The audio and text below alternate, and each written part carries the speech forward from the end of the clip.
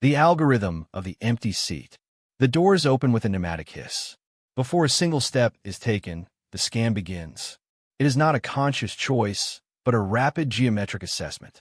You're not looking for comfort. You are looking for coordinates. The eyes sweep the grid of the subway car, identifying the pockets of negative space.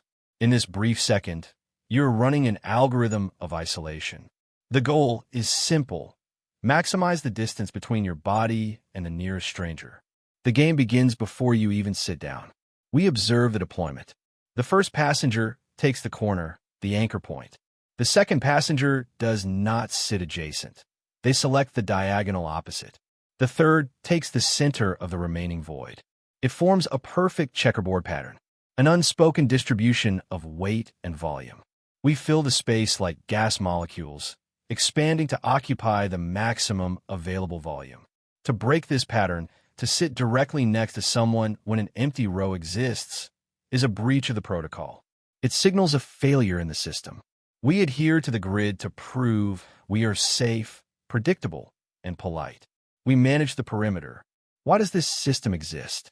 It is the architecture of civil inattention. In the density of the city, silence is the only privacy we have left.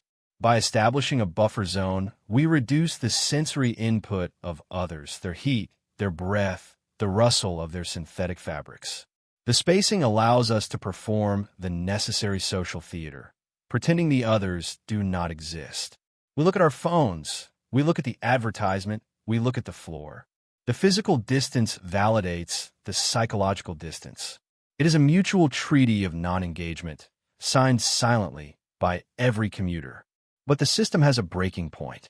Rush hour. When the grid reaches 100% capacity, the algorithm fails. You are forced to surrender the perimeter. Now, the cost is physical. You retract your elbows. You cross your legs tightly, reducing your surface area. You feel the unwanted intimacy of a stranger's shoulder pressing against yours. The heat transfer is undeniable. In response, you become rigid.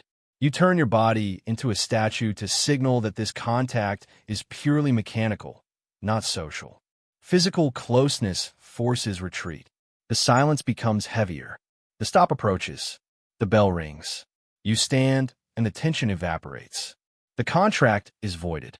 You step out onto the platform, expanding your chest, reclaiming your full volume. For 20 minutes, you are part of a collective mechanism, a variable in a seating equation. Now, you are an individual again. Until the next ride.